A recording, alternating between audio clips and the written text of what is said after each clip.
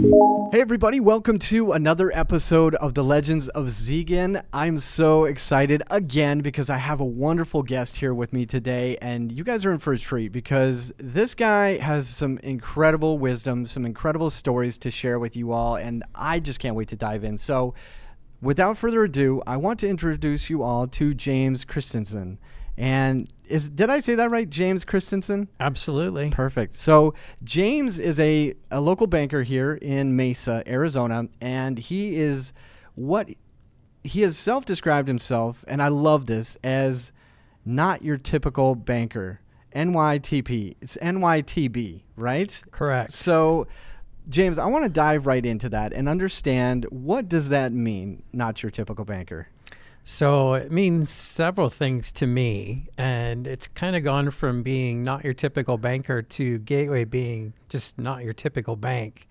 And it probably goes back 30 some years to when I first grew facial hair, and you were not allowed to have facial hair in banks. There was none allowed, and our policy got changed because I was doing well and I didn't want to shave it off. So they actually changed policy for me. So that was probably the first part. I also started my career wearing three-piece suits because I had to. And now after COVID, I've gone to casual every day. So I usually have a colorful shirt, jeans, and a different pair of Chucks every day. I've got about 20 pairs of Chucks. And I have fun socks too. So when I go out and see customers, even when I see somebody for the first time, if I came as a referral, they're always looking down at my feet. So most people look at your face. They're like, what shoes did you wear? What socks did you wear today? And the other piece is really more built around relationship. And so many banks have ruined the word by calling it a relationship banker. And for us, it's really getting to know our friends and our clients and taking it to a whole new level where I know Dave, I know your wife, I know I know what goes on in your family.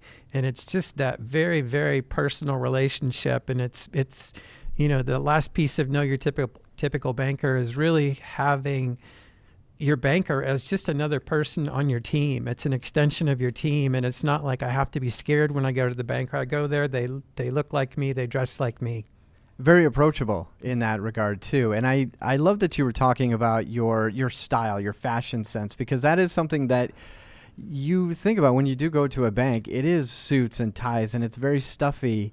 And I worked in a bank very, very many years ago as an IT guy, and even the IT staff had to wear a button-down shirt, and it was just always this very stuffy feeling. And I was told that when you're dealing with people's money, they want to take you seriously. And so do you feel like that's gone by the wayside now because it's more important for people to feel comfortable with you handling their money, so they would rather have somebody they can relate to than somebody that's wearing a suit and tie? I think it's a little generational even today. Yes. I do have suits. I very rarely wear them. If it's the appropriate occasion, I'll have one on. And some people give you a hard time every once in a while. I've been doing this for 5 years, the way I dress, so people are used to it now. And even my wife worried. She's like, "Hey, are people going to take you seriously when you're wearing Converse every day?" And I'm like, I think it's just being authentic. And what I found out really quickly was, as I was more authentic and just let myself show, that attracted a lot more people than pushed away. So I was worried that, hey, a banker has to look like this and their hair has to be like this, no facial hair, and they have to be everything just so. And that's not true. And, when people come in, our bank feels like you're walking into somebody's living room. Yeah. That's on purpose. And it just has, people have never been in our place. They're like, wow, what is this? And usually when people have their first banking experience with us, they're like, I had no idea that banking could be like this. So I think we've created something pretty special and very unique to us. I think community banking in general is a better feel and better for most small businesses. But I think what we did at Gateway even takes it to another level. I love that. And I think that that's it's a differentiator for you as a bank, but also for you as a leader too. And I think that I'm familiar with your business. My wife works there, so I get to kind of see a little bit of behind the scenes of how this whole operation runs. And you guys are doing something very special. And I would say that, was it a decision of the founders to go this route? Was it something that you brought in as as leadership? Like, how did it start to create this? I think we moved more into this based on, it was really came out of an experience I had at the beginning of 2020, and the board giving me some grace to be me. And I will temper that with the bank's done well. And I think because we do well and we're growing, I can be my crazy self. Okay. And, I tell everybody that deep down underneath all of it, I've always been and always will be a dirty hippie. and I think the fact that they just let me be that person is pretty cool. I think that's great. And you've created that for yourself, right? You've created this, not a persona, because this is your authentic self, right? You feel more comfortable dressing down, being more personable, wearing comfortable shoes, which actually really is important as you're, walking throughout the day. So I love that you're kind of pioneering this new way of banking, which is why I wanted to have you on the podcast for one of many reasons. And of course, people are going to wonder, why is James on the podcast? What makes him a legend? And so I first want to say, you are a pioneer in bucking the trend of a traditional banker, which is why you've kind of have this acronym, this not your typical banker, which I love, and I hope that we see that trend continue to grow across other banks. But that leads me to my next question is, small community banks seem to be going by the wayside, and what's happening there? So in the early to mid 80s, we maxed out at about 15,000 bank charters. Mm-hmm. Now we have 3,700 bank charters in the entire U.S. Wow. And a lot of those were, in the Midwest, like where I grew up, Missouri, Kansas, Iowa, Nebraska, Minnesota, all those areas had, literally hundreds and hundreds and hundreds of community banks. And some of those over the years, if they didn't have the succession plan, and the kids or some other member of the community wasn't going to step up, those sold to larger entities. Mm-hmm. And then unfortunately over the years, some of those smaller towns have then lost their banks and kind of lost the heart and soul of those communities. So we've been a pretty fierce advocate of new banks starting up across the U.S. Arizona is a unique market. If you pull that totally separate, most of the banks in Arizona that have been started were meant to flip from the day they were built. Interesting. And even today, after all the banks that have opened up from 2006 until today, there's only 3 of us left, and 2 of them are under a contract to sell.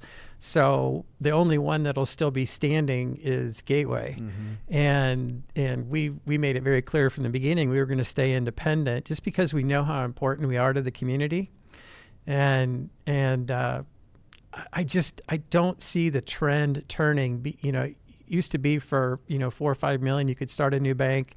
Then it was 8 or 10 million. Then it was 10 or 12. Now it's 15 or 20. Wow. And there's just a large barrier to entry, and you have to be willing to lose 2, 3, 4, 5, 10, 12 million dollars before you start making money. Yeah, sure. And it's just it's difficult to do. If you look back at the 8, 9, and 10 downturn, the states that had the fewest number of community banks were the slowest to recover. And the large national banks are like, wow, Arizona, Nevada, Georgia, these are areas that are hurting, so we're just kind of pull back for now. Well, as a community bank in those areas, you always do business. You never pull back, and I think it really hurt. I don't think that was the only reason they were the slowest to recover, but it definitely had something to do with it. Sure. Yeah, I think that it's been an ongoing problem And I say problem because it is. It's really something that we're losing as far as these communities and their banking needs and just overall too, right? Like just big corporate seems to be vacuuming up every small business that they can. And it's a problem. And I hope that we see a shift in that. So I want to ask you, what makes banking with Gateway different and better than going with some larger enterprise bank?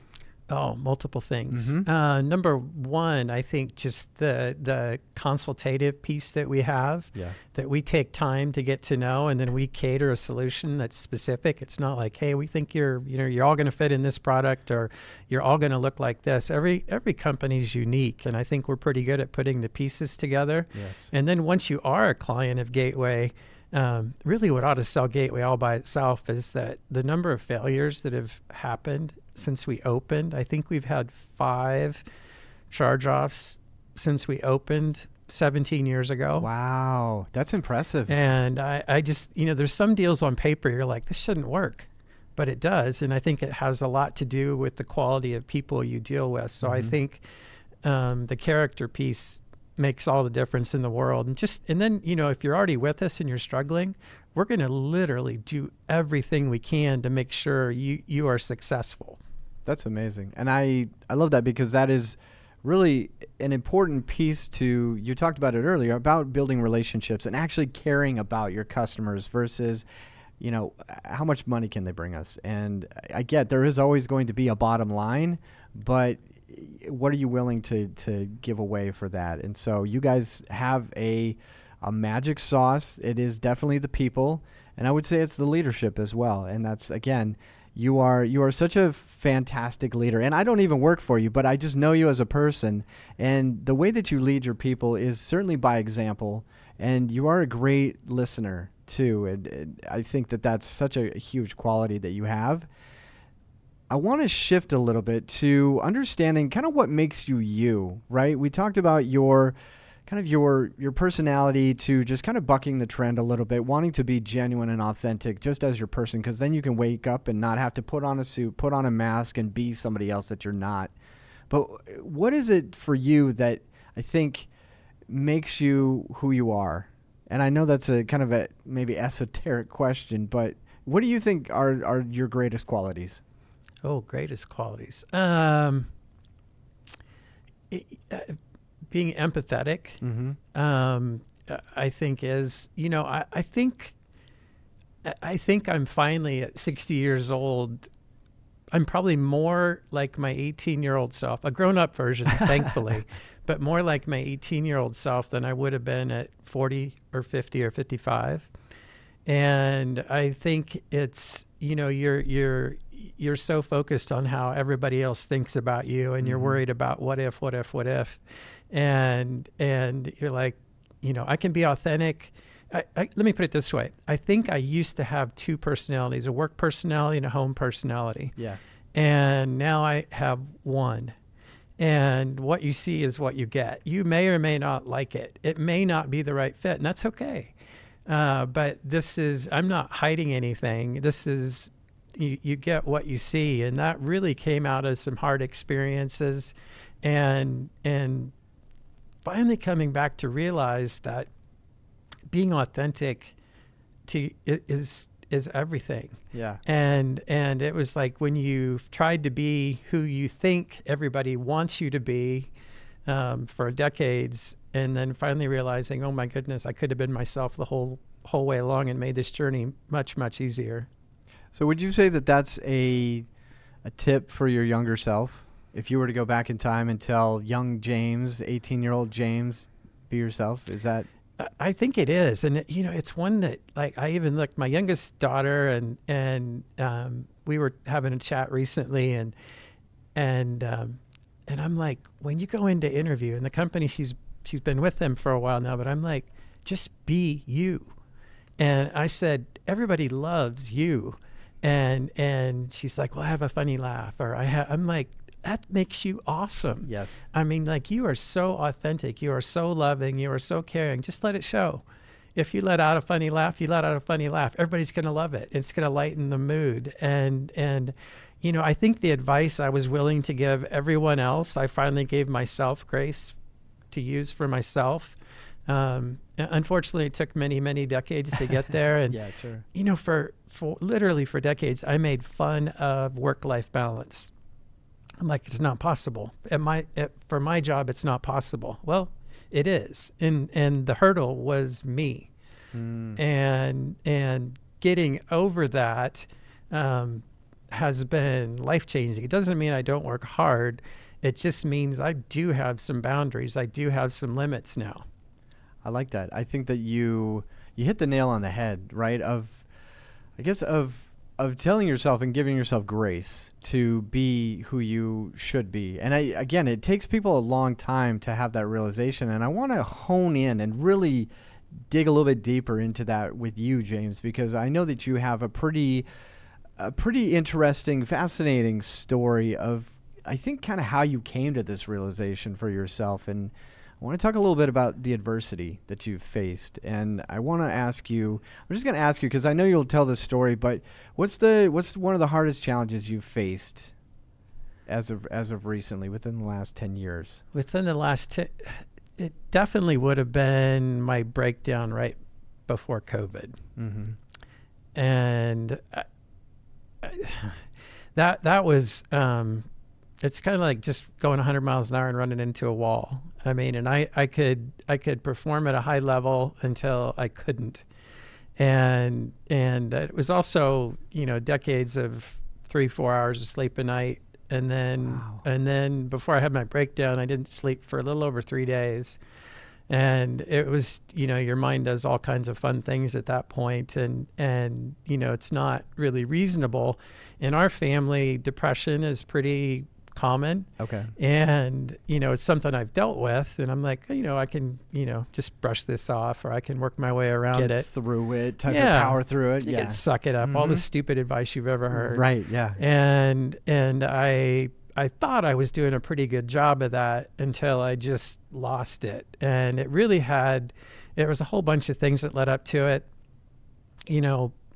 personal, professional, all of the above. Fortunately, I had an amazing wife to stand by my side and take care of me during that process. But it was, online, I was getting some bullies, which typically, if there's people today I wouldn't give air to. At the time I was. Okay. And, even when people say, oh, I don't really care what anybody thinks, you kind of do. Still do. And yes. It was all kind of taking a toll, and I felt like the weight of the world was on me. And I just had one morning where I just shut down, and I had figured out how I was going to end my life. I knew what I was going to do. Matter of fact, I was in the closet getting ready to leave, and my wife came in, and usually I'm up long before she is. Mm-hmm. She came in, and I just completely broke down, and I'm not a crier, and I just completely lost it. And I think I don't think terrified her. I know terrified her. And it's like, what's going on? Because she had no idea. And I'm just like, all these things are happening. And she really, I at that point would say I had zero emotion, good, bad, ugly, and I didn't have any. And everything just kind of, I was assuming my body was trying to protect myself, and said, okay, you're done. And my wife really took charge. I was away from work for, I think, 6 weeks. Wow. Okay. And which I started working literally the day after I graduated college. I started to work, and I've worked ever since. And to have that, I'm like, how's this going to work? And my wife's like, we're going to spend 6 weeks just getting better. Well, you kind of circle through all that, and I can go back and answer any questions on the process. But I was diagnosed with PTSD. Mm-hmm. Which initially I was embarrassed that was my diagnosis. I'm like, I didn't fight in war. I'm not a first responder. I'm a banker.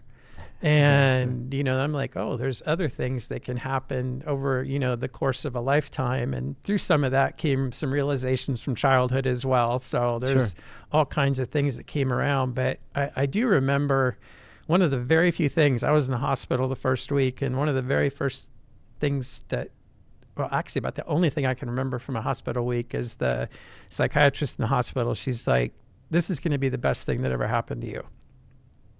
And I was as low as I've ever been in my entire life. And I'm like, sure, okay. Whatever, lady. Yeah. And okay. then I ended up, while I was in there, I met people from all walks of life, and from very poor to very rich, and literally every kind of person, male, female, LGBT, everything you could imagine. And we all had something in common. And it was amazing how quick we bonded, and that group showed love for one another, which just, it just kind of blows your mind that anybody would give a crap about you that just met you. But we all had something to talk about. The first few days, though, I was like, well, I know why everybody else is here, but I don't know why I'm here.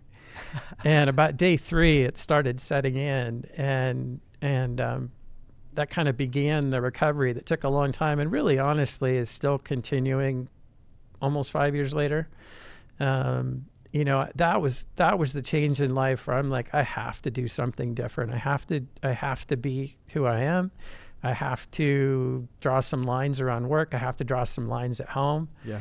And it was all these things. It's like, just, when you watch shows and you make fun of me, like, well, just be yourself. And I'm like, that's stupid. And I'm like, oh my gosh, all these things were all important all the way along. And it just took me a long, long time to figure out what was important. And what I remember the only time I've ever spoken in front of a group I was terrified of was February of last year. I spoke at the American Bankers Association annual convention, and I did a little piece on mental health. And I really wasn't afraid to talk about my journey. I was afraid to talk in front of a couple thousand bankers, and wondered how are they going to take this, because this isn't what they typically would hear. Of course. And afterwards, I walked out back, and I had people that were coming up to me saying, hey, I've had something like this in my journey, or my son or my daughter or my wife or my husband or my friend is going through this, and people that I wouldn't have expected.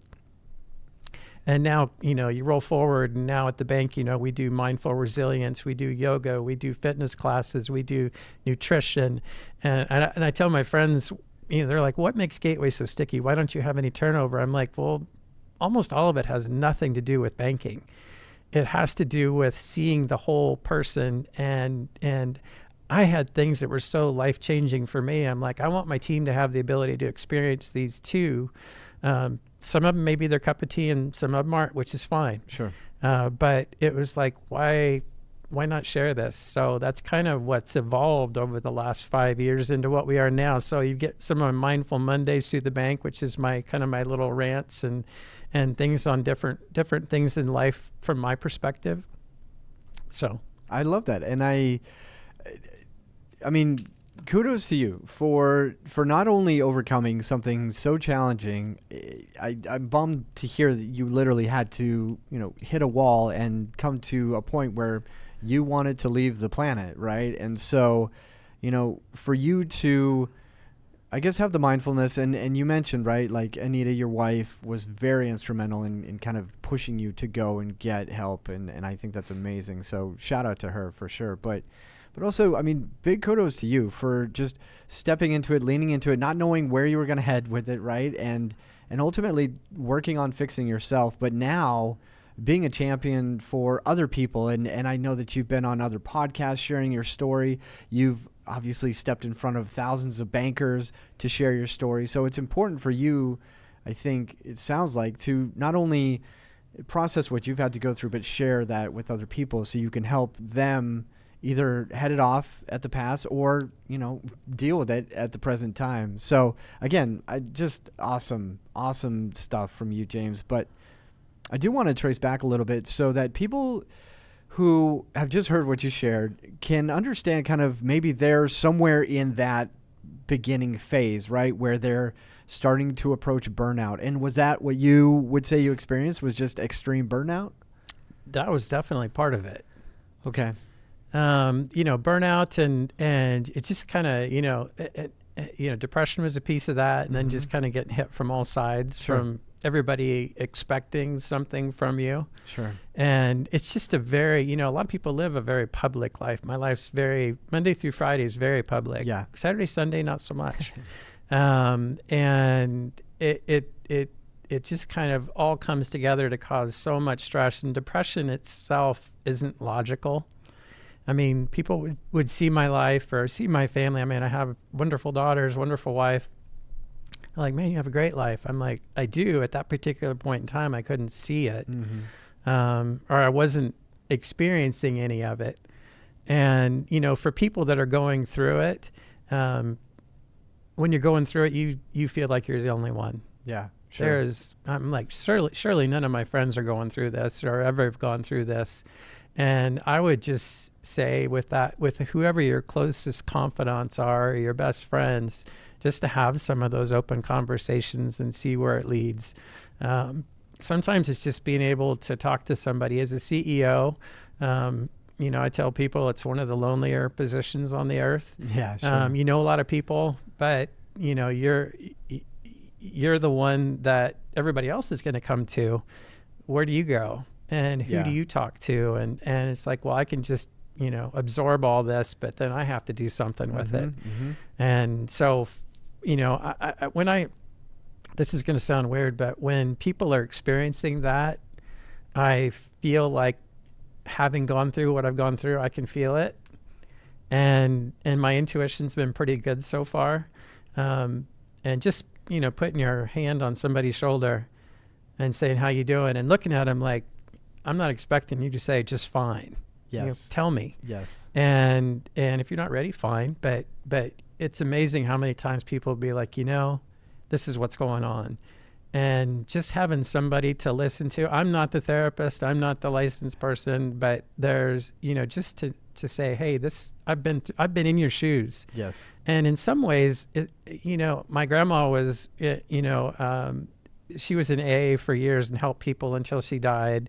And my grandma always referred to herself as a recovering alcoholic. And so I look with my mental health journeys. I don't think I ever truly get there. I think I have more tools. I know how to deal with it, but it doesn't mean I don't have hard days. Sure. And go through tough times. I think when you're empathetic, when you feel, there's things that are just very visceral, very emotional to you. And I still work really hard on some days. Other days full of joy. I'm like, I wish I could tell you every day was joyful. I don't think that's the case. Sure. When I say that, one of the things that there's so many things you learn growing up that end up being so stupid. And, one of them to me, I heard over and over and over again. It's like, if you're having a bad day, don't bring it to work. I'm like, just be you. If you're having a day that is so bad that you're ready to crawl out of your skin and you're like, hey, James, this is what's going on. I have to have a mental health day. Take it. Yeah. Or I just need you to listen to me vent for 10 minutes and then I'm fine. That's fine too. But I think it's okay. I don't expect everybody to have every day perfect. And I think it's just being open and honest that, hey, I'm struggling today or I'm awesome. Whatever it is, just you can be honest about it. And I think that's one of the things that when I came back after 6 weeks, the kindness that everybody at work showed me was overwhelming. And it's hard to explain that. I thought, man, nobody's going to want to talk to me. I was still in my ashamed part. Sure. And I just didn't, people that didn't know what was going on, most people assumed I had cancer. Oh, really? And that was, they're like, hey, you're gone for 6 weeks. We know it was a health issue. And, for the first, probably better part of the first year, I really didn't say much of anything because I wasn't ready. Yeah. And then I'm like, hey, it was a mental health issue. And they're like, oh, really? And, that's led to some interesting conversations. But I don't know. I think creating an environment where everyone can be authentic and where it's a level playing field. I don't really see Gateway as hierarchical at all. I try not. I hope it doesn't feel that way. But it's amazing where the love and support comes from and what authentic conversations that's led to, that doesn't just make work better, it makes life better. Yeah, absolutely. Because now you're going into a place that you used to maybe dread going to every single day, or just you kind of have to put on this whole suit of armor just so you can walk in the door and expect to just get beat up and shot at, whatever, right? Just understanding that you're going into a place that you don't want to be at. And now you've flipped that to being like, hey, this is a safe place.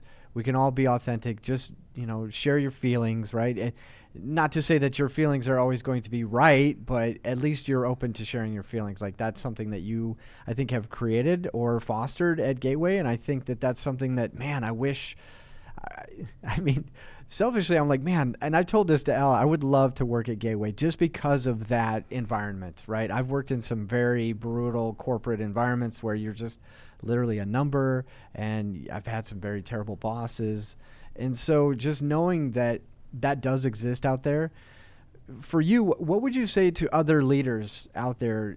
What's that call to action for them? What would you say to them? It's interesting. What every company has, I think, a lens through which they make their decisions. Mm-hmm. One of the conversations we had a few years ago in one of our meetings was, what if we used the lens of love? And everybody kind of looked at me like I was stupid. Damn hippie. and I'm like, no, really. What if we, it's not what you would expect a bank to use. Now, that doesn't mean we say yes to every loan. Mm-hmm. It means that we're looking at everybody as human and the same. And it's like, I want everybody that comes through Gateway to know they're cared for, and that we're talking to them like we want to be talked to. Yeah. And I feel that most days we can give that. Everybody has a bad day here or there, but I think most days we can give that. And I think it's just trying to look at life as, or even as your business model, not solely about money, but also about, it's just some of the things that are a big pie in the sky. How do we leave the world a better place? And through that, we look at the thousands of jobs that have been created from the loans we've made at Gateway. And I'm proud of that. I know what we've made over the years. I'm way more proud of the jobs we've created and the relationships that we've built. Yeah, I think that is one of the many fascinating things about working for a smaller bank, a community bank, because now you get to go out in the community and eat at the restaurant that you helped, this business owner create from nothing, or whatever business it is, right? They want to start a pest control business or something, and now you're like, hey, that's really cool that you're out there doing that. And I know that Elle, my wife, she's brought home cookies from bakeries that you guys have helped start their business. And so it's this really neat ecosystem that I think people miss out a lot when they think about their banking needs and going out to, just I'm going to go to a corporate bank, an enterprise bank, and you don't get that. And so I'm a huge proponent. I never really considered community banking as something that was going to be so important, but it is. It really is. But really back to your cause and desire to focus on mental health, not only for you, for your employees, but for the community as well. And I want to understand from you, you are working with the community in many different facets. What are you enjoying the most about working with the community outside of Gateway? Yeah, I would say outside of Gateway, where we've really pivoted over the last 5 years, we spend a lot more time now is teaching and mentoring. Mm-hmm. And it definitely goes into some of the give gut, and it some of those take a long time for the get. Sure. But I think just and also the teaching and mentoring isn't just me. It's pretty deep in the team, and I think I don't have any team members that don't love doing that. Sure. And I think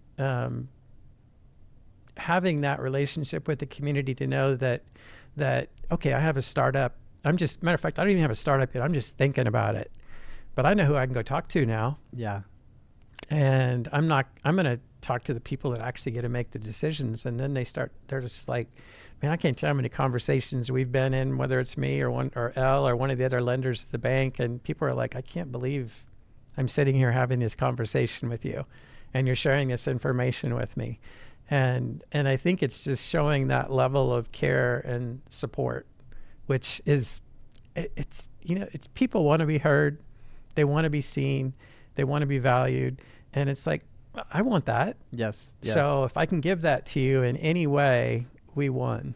I love that. I think that's, and you hit the nail on the head. And I've talked about this with some other folks on the podcast because it's kind of come up as this common thread among people who are out there making a difference or trying to make a difference. And mentorship is so prevalent and important, I think, to helping each other, build each other up, also being a mentee as well, and seeking out other people who have advice to give. So what are your thoughts on mentorship? Is it wildly important? Everybody should have a mentor, or everybody should be a mentor?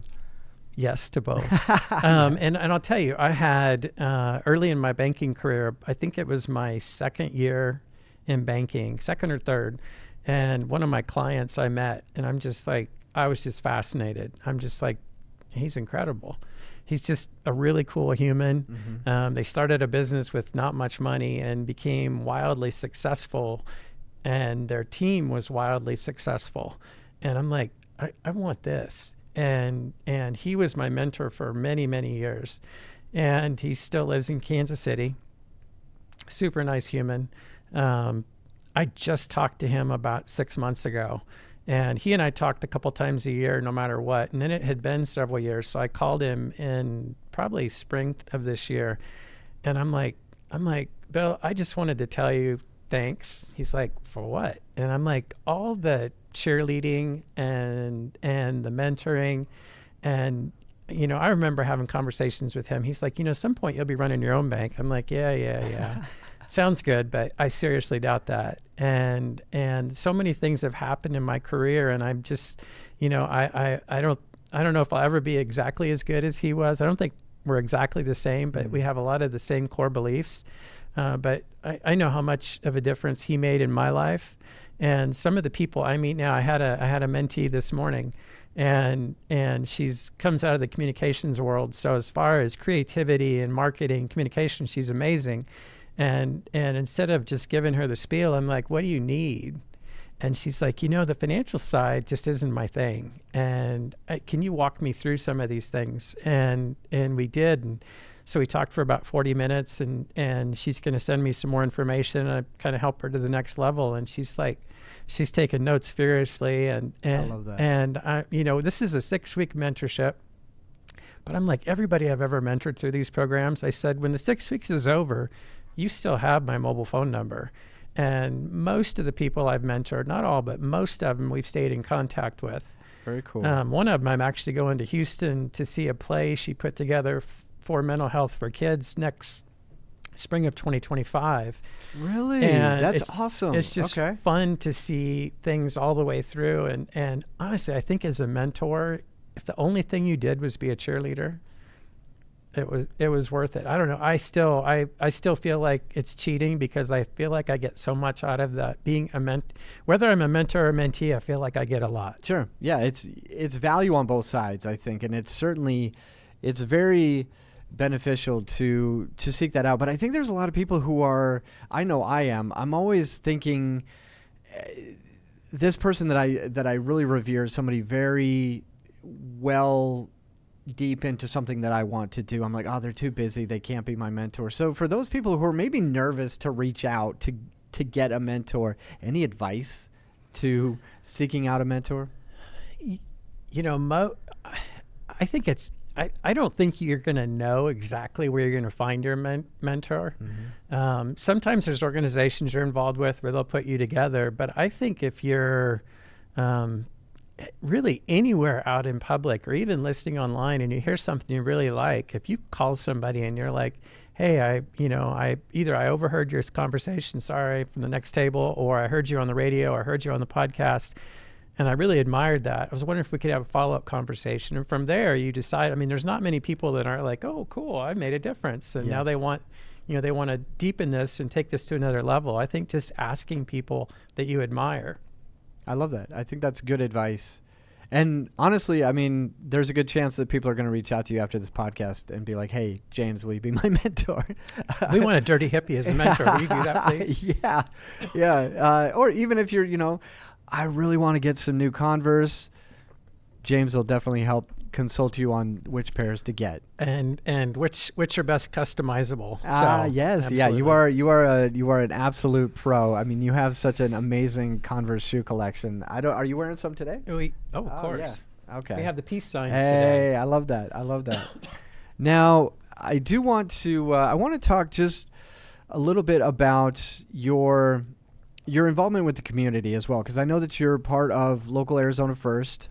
Is that Local First Arizona? Local First Arizona. And then you're part of another, or participating with another organization. And I just want to understand from you, at least from Local First Arizona. I said that right? Yeah. Yep. Okay. All right. Just now I'm questioning it. It's yes, Local First Arizona. What are you doing with them? So I would say the two I spend the most time with away from the bank are Local First Arizona and the Mesa Chamber of Commerce. Mm-hmm. And, I'm picky on where I'll fit in now at this age. I have to feel like, I'm making a difference, and you want to hear my opinion. We may not always go that way, but at least I have a voice. Yes. And also that there's something I'm getting back. I'm learning from you too. And I feel in both of those organizations, we're equally getting something. So excuse me, I just get all choked up when I talk about yeah, no, it's emotional. I get it. It is. You're so connected with it. But I'm on the board at both. Mm-hmm. And I just think you have to believe in the mission first. Sure. So. And why are these important to you? Is it, no, it's okay. Take a drink and I'll draw out the question here.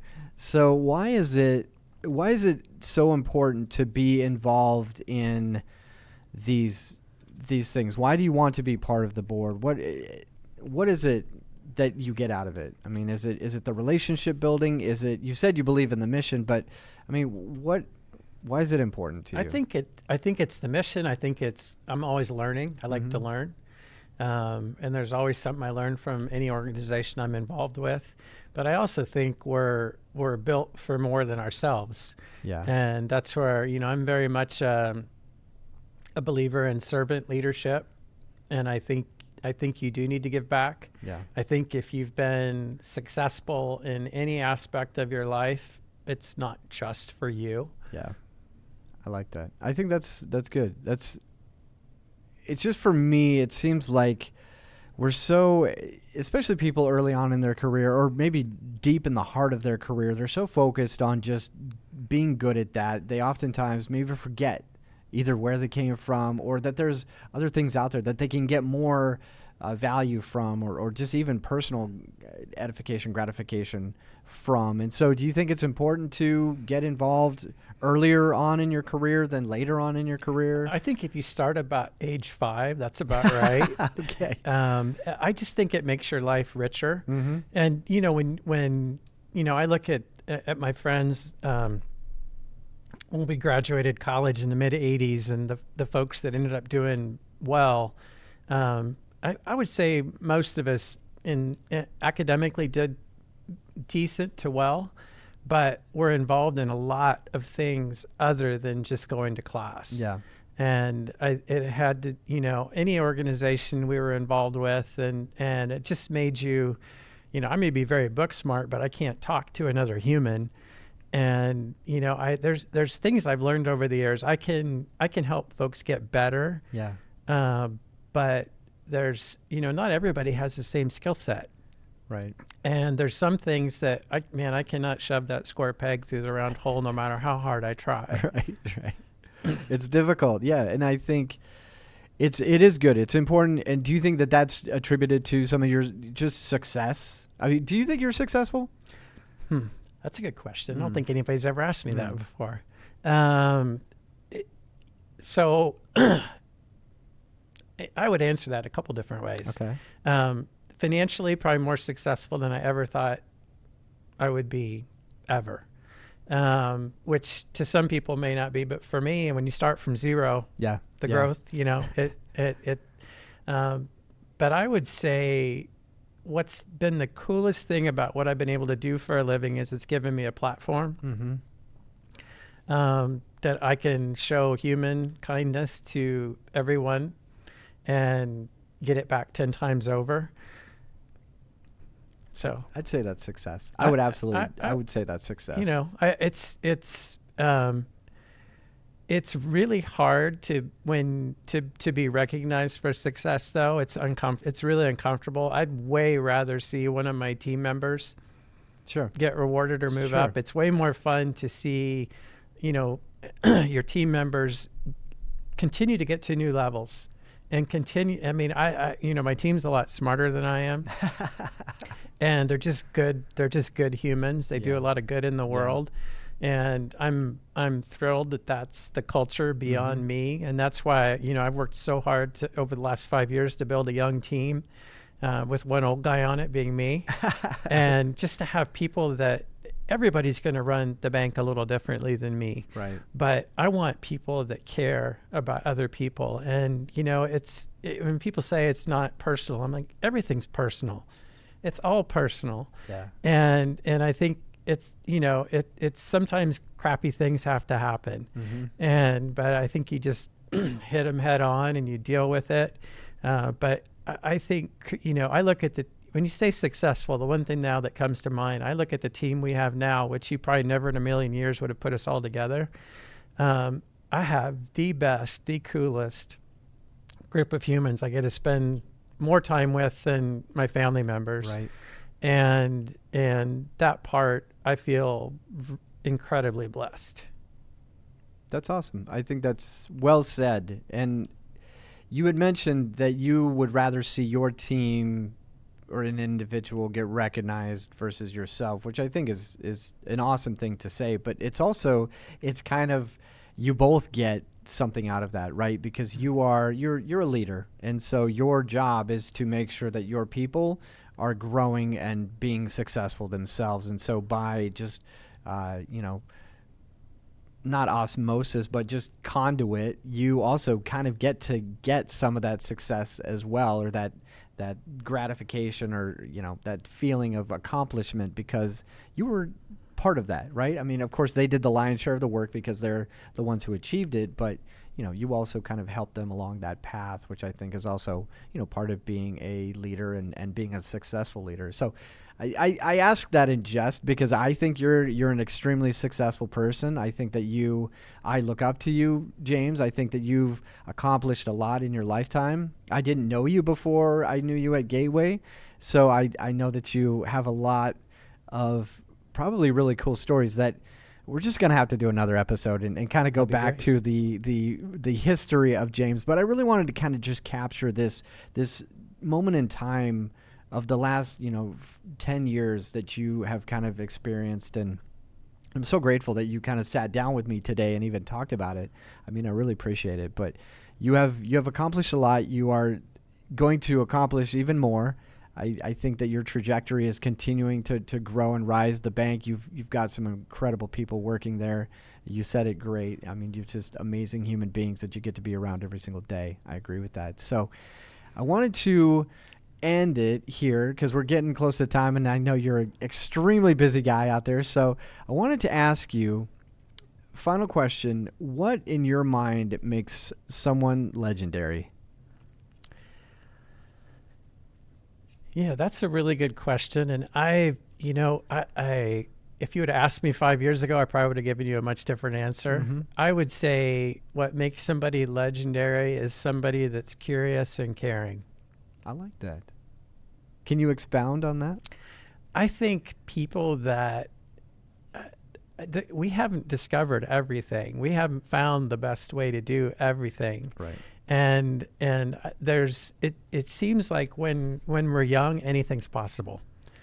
After grade school, a little less, junior high, a little less. Yeah. And as you start work, everything's a little less.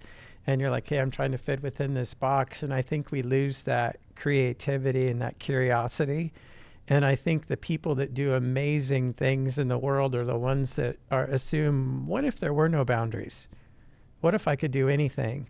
What if I, anything that comes to mind, be very Walt Disney-esque, that if you can dream it, you can do it. And I think we lose that as we get older. And I think the people that hold on to that curiosity are the ones that really make a difference. And you combine that with caring humans, I think you can do some incredible things. That's amazing. Curious and caring. I think that those are absolutely legendary qualities, and I would say that you have them both. So that is why you are on this podcast. James, thank you so much for spending a little bit of time with us. Again, I think we need to do another episode, but this is a great first episode here for us to kind of at least understand a little bit about James. Do you want to quickly plug Gateway? Do you want to tell people where you guys are at and what you can do for them? We can, Gateway Bank, and we're at Power and Warner and Mesa. You can find us at gcbaz.com. And really, if you're, whether it's me or any member of the team, if you want to come in and start a relationship with a banker, and no matter where you're at, a brand new business, in concept, been around a long time, if you've not worked with a community bank, you need to come in and check it out and see what it's like. Perfect. I love that. Yes. Check them out. They're an amazing bank, amazing people. You obviously saw it here in the flesh. So, again, thanks so much for being part of it, James. You are now officially part of the Legends Club. And thank you, everybody, for watching. And don't forget, stay legendary. Take care, everybody.